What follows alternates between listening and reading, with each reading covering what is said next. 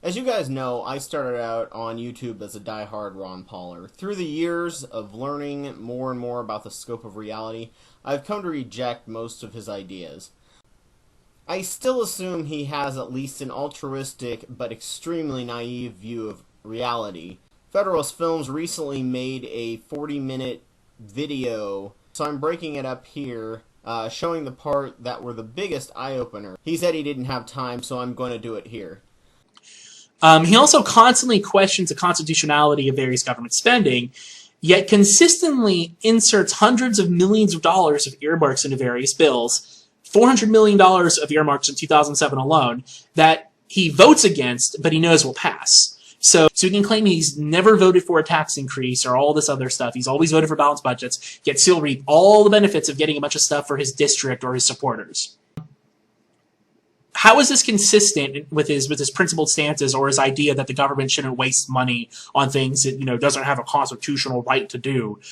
He thinks the government should stay out of markets, for example. This is something he constantly harps on. The government should stay out of private business. It shouldn't pick winners and losers. It should just stay out of it. Except apparently when it comes to, say, spending $8 million to market shrimp, American wild shrimp, or spending $2.3 million on shrimp fishing research. Apparently, for instance, the OMB Watch says that from 2000 to 2007, Paul's district received the most out of any district in Texas, some $31 billion. What was Paul's response to this? Reducing earmarks, this is his spokesman's response, quote, reducing earmarks does not reduce government spending, and it does not prohibit spending upon those things that are earmarked. What people who push earmark reform are doing is they are particularly misleading the public, and I have to presume it's not by accident. So, spending all this money on earmarks is fine, and anyone who calls attention to the fact that that Ron Paul constantly bitches about government spending or overstepping its bounds, yet spends all this money on shit he should be opposed to, they're just misleading the public. It seems like Ron Paul has, a peculiar idea of what's acceptable, mainly any. For instance, too, he was against the funding the federal efforts in Katrina, or after Katrina in New Orleans, the reconstruction efforts, the rescue efforts with FEMA. Even though only a few months earlier he had complained about spending money for a variety of foreign aid projects, but specifically tsunami relief in Sri Lanka and Thailand instead of the Gulf. He actually quoted, why are we spending hundreds of millions of dollars over there when we can spend that money preventing or helping with floods that happen along the Gulf? Then a few months later, Katrina hit, and what was his response to that? His response to that was that instead of spending money on FEMA, because FEMA sucks and is inefficient, which it is, but that we should have just implemented tax-free enterprise zones in New Orleans, and that would have been more efficient and would have solved all the problems. So again, the free market would have solved every single problem there if we just cut taxes. If you cut taxes, that solves everything, especially if you cut taxes to zero. That would magically make everything in the country better and fix all of our problems. So basically his whole argument there is FEMA had a lot of problems, so instead of fixing those problems, let's just not give money to FEMA and let people die. Anyways, let's move on to civil rights. He's against sexual harassment laws. Here's a quote from page 17 of his book, Under Siege, I think it is. Quote, employee rights are said to be valid when employers pressure employees into sexual activity. Why don't they quit once the so-called harassment starts? Obviously, the morals of the harasser cannot be defended, but how can the harassee escape some responsibility for the problem? Seeking protection under civil rights legislation is hardly acceptable. If force was clearly used, that is another story, but pressure and submission is hardly an example of violation of one's employment rights. So basically, there's absolutely nothing wrong about this.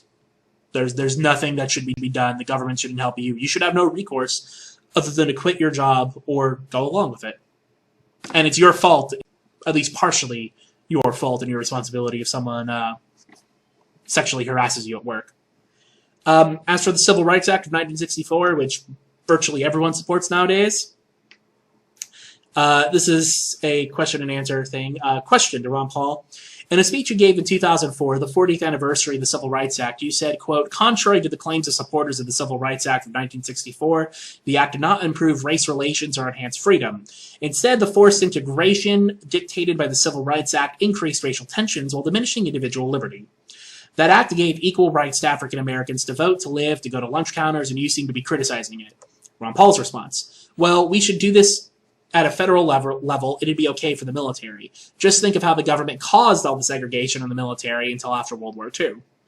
Question: you would vote against the Civil Rights Act if it was today?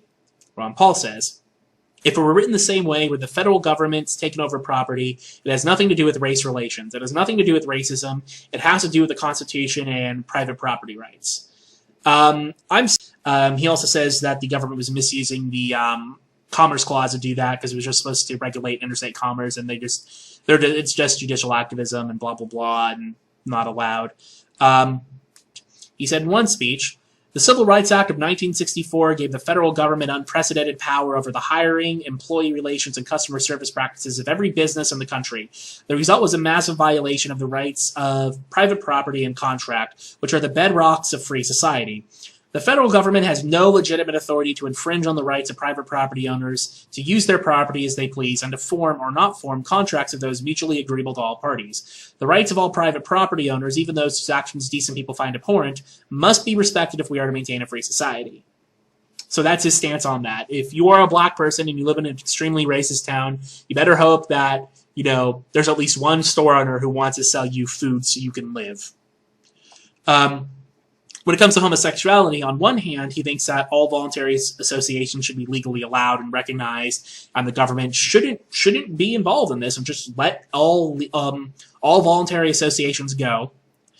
But on the other hand, he supports the Defense of Marriage Act and says it's completely fine for the federal government to basically, sidestep the full faith and credit clause of the Constitution and basically say, states, you don't have to recognize any of these voluntary contracts if you don't want to, even though it says in the Constitution you're supposed to. He also says you can't enforce family values through legislation, but then he turns around and votes to ban homosexuals from adopting babies in Washington, D.C. So he's fine with the federal government stepping in and preventing homosexuals from adopting children, even though, again, voluntary contracts, all that sort of thing, you can't enforce family values through legislation, except when Ron Paul does it. And then when Ron Paul does it, then you can do it. Then it's completely fine and there's no contradiction there. He quite frequently talks out of both sides of his mouth on this, and there's really no logic or reason to it. Quote, it's important to recognize that the First Amendment applies only to Congress. Remember, the first sentence starts with, quote, Congress shall make no law. This means that matters of religious freedom and expression should be decided by the states, with disputes settled in state courts. The First Amendment acts as a simple check on federal power, ensuring that the federal government has no jurisdiction or authority whatsoever over the religious issues. The phony incorporation doctrine, dreamed up by activist judges to pervert the plain meaning of the Constitution, was used once again by a federal court to assume jurisdiction over a case that constitutionally was none of its business. Now, for those of you who don't know what the incorporation doctrine is, selective incorporation is a process through the 14th Amendment in which the Bill of Rights have been applied in various parts to the states. So the federal government cannot be an officially Christian government according to the First Amendment. Before the selective incorporation, let's say you lived in, we'll use Texas. In Texas, Ron Paul would say it would be perfectly acceptable for the state government of Texas to declare itself a Christian nation under the Constitution. So all of those wonderful freedoms we have, like the Fifth Amendment, the right to not self-incriminate, protection from cruel and unusual punishment, again, freedom of speech, the right to peaceably assemble and petition the government for a redress of grievances, all freedom of religion, freedom from religion, all of these things would not apply to a state. So basically, under Ron Paul's vision of the Constitution, the state government, we'll use Texas again, would have the power to be a completely Christian nation, have the power to be a completely Christian nation, mandate that only Christians could hold office. They could break into your house, use unreasonable search and seizure to find evidence against you, prevent you from trying to avoid testifying against yourself, torture a confession out of you, and then just beat you every day for the rest of your life as punishment. And this would be perfectly fine under the Constitution, according to Ron Paul. And this really kind of sums up a lot of the problems I have with Ron Paul. Ron Paul constantly talks about civil rights being trampled, American rights being trampled, but he only really cares if they're being done by the federal government. Again, people, he'll say things like, "Oh, I don't think the federal government should have the ability to interfere in the abortion question, but the state should have the right to prevent a woman from getting an abortion," or the federal government I mean, he seems to think that having oppressive state governments is somehow better and is acceptable than having an oppressive federal government. And I'm sorry, but at the end of the day, there's no effective difference from having an oppressive oppressive state government that's ruining your life and interfering in all your private business than there is from having a oppressive federal government. I mean, he would be fine with sodomy laws coming back. Lawrence v. Texas. I mean, I'm fairly sure he doesn't believe there's a constitutional right to privacy. And this is really what it comes down to. I mean, people like to support Ron Paul because he says stuff like, the state should be able to legalize drugs, or he'd pull all of our troops out and end the wars, or that sort of thing. But just seriously, look at his actual positions. I haven't even gone over most of them. It's just absolutely insane, and I do not understand how he gets any of the credit or respect that he does actually get from a very vocal minority of people, I would have to safely assume. Dr. Paul has no problems with the state being a theocracy, or banning gay marriage, or abortion, or removing bans that prevent people from discriminating serving other people of other races. Allowing businesses to discriminate will not be negated by the free market. If a community is racist, then more people will buy from that racist person. Human psychology shows that we are all tribal-minded, and if an outsider comes in, unless the group has a lot of experience with a wide range of outsiders, discrimination is highly likely on a large scale. Of course, the libertarian mindset is that discriminated persons can just move. Dr. Paul wants states to have the ability to go back to the Jim Crow laws, if they want to, and he wants to get rid of the 14th and 16th Amendment, and probably even every amendment after the 10th. The political situation is complicated, and there are tons of historical, economic, and political nuances. Around the 1970s, William F. Buckley and a think tank that was very well funded was trying to figure out how to remove the dirty stain that the word conservative held, especially after plunging America into a depression and being associated with union busting. They tried to bring a message that all factions of the very splintered and diverse parts of the party could get behind, as the fiscal conservatives hated the social and religious conservatives, who hated the libertarians and John Birchers, and so on. After a decade and millions of dollars spent, he was able to refine a message that eliminates any negative-sounding ideas and has shaved away to the basic, logical-sounding arguments. They started with their first candidate, Barry Goldwater, and Ron Paul picked up the mantle. Dr. Paul doesn't say what he'd actually vote for in the new framework that he wants. He just wants to make arguments for changing the political framework. He can claim one thing and do another, and he is still being completely honest about what he's claiming.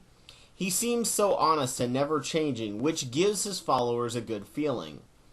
You want to believe in an honest politician. Of course, his consistency and unwaveringness means he can't change based on new information. He appears 100% consistent, and he tells you how he wants to change the system. But what he will do after the system changes is extremely vague. His son doesn't stick to the style of self-censoring, and people see him for the batshit arrogant, irrational bigot he is. People kept sending me the same speech he made, claiming that it's impossible for a libertarian to be a racist because they see people as individuals and not groups. Well, no matter how much you like to repeat that, it shows you don't have a clue how psychology works. You don't understand how groupthink works, and us versus them, and how our natural biases play in making judgments about people. Sorry, but without some protection and government mechanisms, it's impossible to prevent or work toward reducing discrimination. Dr. Paul reminds me of my late stepdad, who died about 5 years ago. Extremely nice, caring man, very loving, but had just about 20 years prior been awakened by his children that racism is both bad and a problem. Since then, he had some difficult issues overcoming it, and remained ignorant, of course, to the psychological and sociological research done on the long-term effects of racism. I loved him to death, but I would not have wanted him as a presidential candidate. I also want to thank CobraJones for taking Dr. Paul to task on the fiscal issues. Check it out. One of the major advantages of fiat money is that it prevents actual resources from being held up and not used, and speculated with, especially if you can corner the market on the source. Gold is now more expensive than it's ever been because on top of the fact that in a bad recession, metals are used to store money, people like Dr. Paul and Glenn Beck have increased the market for it. It's not that the dollar is worth any less, it's that gold is now being used and hoarded by speculators. It's the reason FDR made it illegal to own gold and silver in high amounts. He wanted them used in jewelry and technology at a reasonable price instead of sitting around in vaults doing nothing, and extremely expensive for the average person to get a hold of. If the gold and silver markets keep rising, your electronics prices will keep rising too, or the quality will drop. I've also found a recent link that just tears up all of the libertarian arguments that the libertarian fundamentalist continues to regurgitate over and over again. They really don't understand many of the basics of ethics. They tend to just to have a very black and white attempt to have a fair view of reality. And then when you break it down and widen the scope instead of the narrow ones that they've been given, it really just falls apart. The link is in the bottom bar, and if you've got that, if you've got the blinders on, they make perfect logical sense. That's why I was a Ron Pauler for so long. But it's a great read. Now on to a different topic. Just to let you guys know, this will be the second to last video on partisan politics I'm doing till around March. I think more people sub to me for science or religion and are probably sick of me talking about politics. The next two videos I plan to do while involving politics will hopefully be stripped of partisan issues because they apply to everyone of every political view, as well as it goes into religion. I'm doing another, I know I said it would be the last one, but the chapters kind of exploded. One chapter became two in the book, and a section, I need the drive to actually write it, and it involves framing, George Lakoff's arguments for framing, and I just need the drive to write it and let people look over it and chew it up and see if there's anything they find wrong with the arguments that are using. It's also extremely important for learning how the framing works, because I had mentioned it earlier. But many of these videos, I'd like people of all groups and political stances to spread around. I think they'll all agree with them. Anything that is partisan that I end up writing in will get dumped into the following video. So yeah, no longer neutral on Ron Paul, pretty much completely opposed now. Seems like he's probably a nice guy, but naive. I just would never vote for him. Thank you.